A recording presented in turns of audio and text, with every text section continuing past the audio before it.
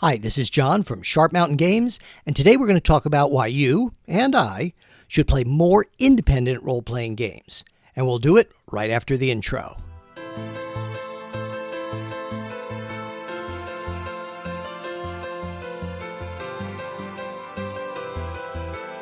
So last July, Professor Dungeon Master over at DUNGEONCRAFT declared July to be Independent RPG Month.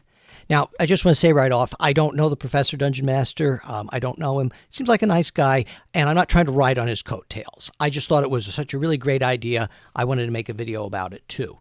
And also, I know that he's recently had some health issues, so if you want to send prayers or good thoughts his way, I'm sure he'd appreciate it. And I'll put a link to his channel in the description below. I'm sure he'd appreciate your business.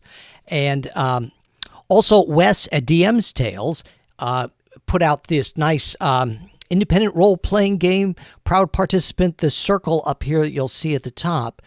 So you can take a look at his channel too, and I'll put a link to that down below. So I'm hoping that a lot more GMs and content creators will join in, kind of make this a movement, because I certainly can't make it a movement on my own, and that's fine. So we're talking about independent role-playing games. Let's define that. Well, what do we mean by independent?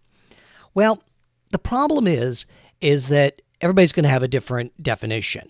Some people are going to say it's only like small press, only like, a 1 or 2 person operation or a very small publisher. And then others might say, well, hey, it's anything except anything put out by WotC, because let's face it, they have the huge part of the market share. Some people would say OSR games are on that.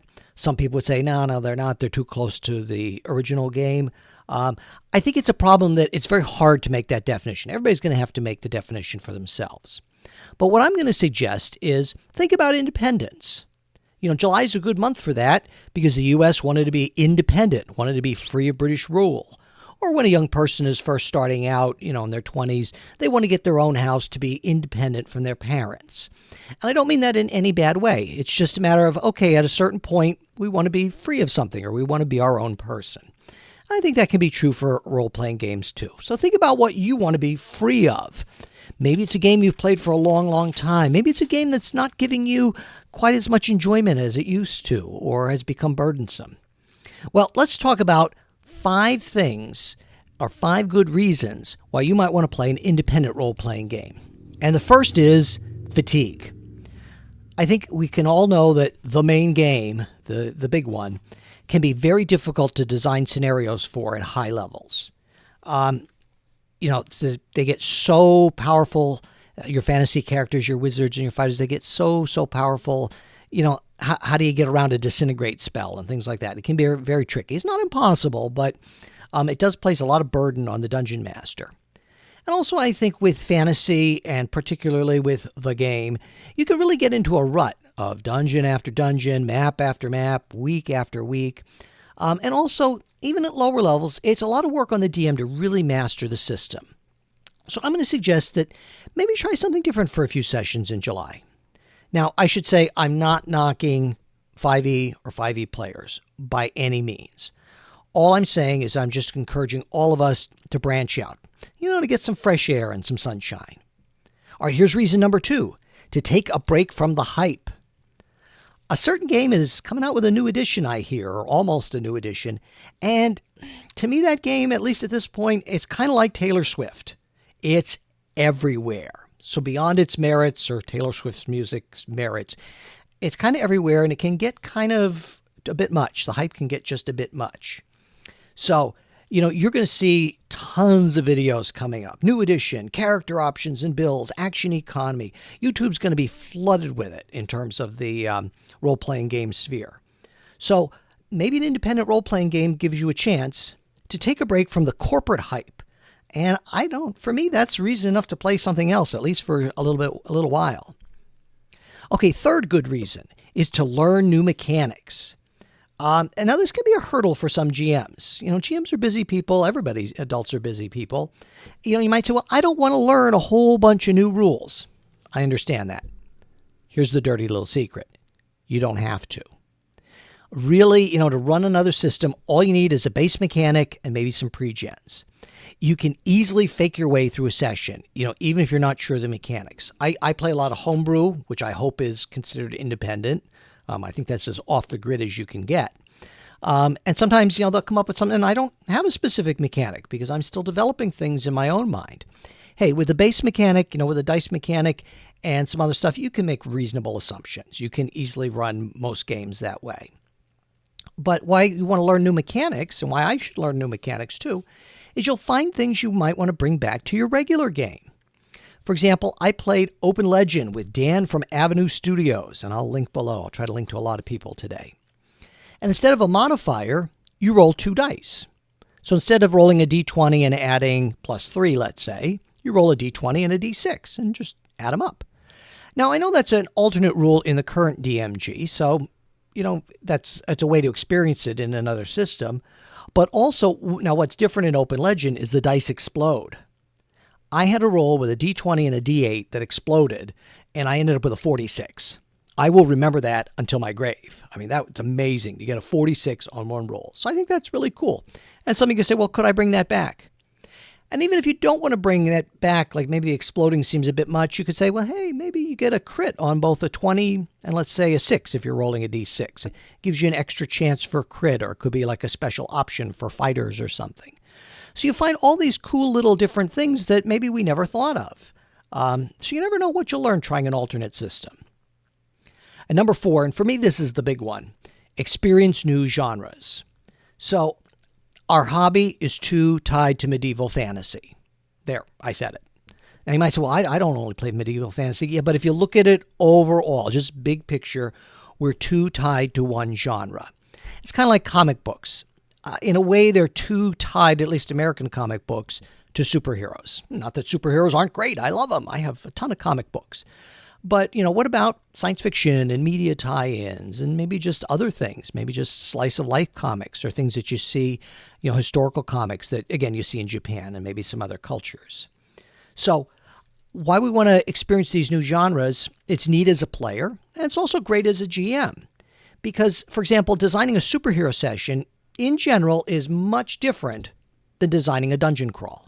It really is. I think there's a lot more emphasis on a compelling villain. You have to always have NPC interactions ready. And again, not that you don't have some of that in a dungeon crawl or a dungeon adventure, but you need a lot more of that. For example, I love running Star Trek. I just love it because you can't just go in and intimidate an alien culture because of the prime directive, the way you could, go into a bar in D&D, let's say. And very often in Star Trek, you try to solve the problems by avoiding violence or as little violence as possible. So it's not that you can't have action and combat, but you're not always looking to, when you're designing the adventure or as you're playing it, to build up to, I'm going to fight the big bad evil guy at the end. You can't just go around and murder hobo all the Klingons or Romulans. I mean, you'll start an interstellar incident or a war. So, just like we don't only listen to one type of music. I hope you don't only listen to Taylor Swift. If you do, if you do like her, that's fine. But you don't want to only listen to one type of music, and I don't either. That's not good. You don't want to only read one type of book. We don't read only one or watch only one type of movie. So why play only one genre or, a variation within that genre? Now, number 5 might surprise you. It could save you money. You might say, how's it going to save me money, John? I have to go out and I have to buy another game, and games are expensive. Well, here's a few things. I bet you already own a lot of games that you've never run. I certainly do. I have ones I just haven't had a chance to run yet or haven't had that opportunity. So you could run an independent tabletop RPG, an IRPG, as I'd like to call it, for very free. And many of them have starter sets or quick start rules that are very low cost or even free off the publisher's website. Now, here's another thing, too. If you play an independent tabletop RPG, most of the ones that I would consider independent are one core book.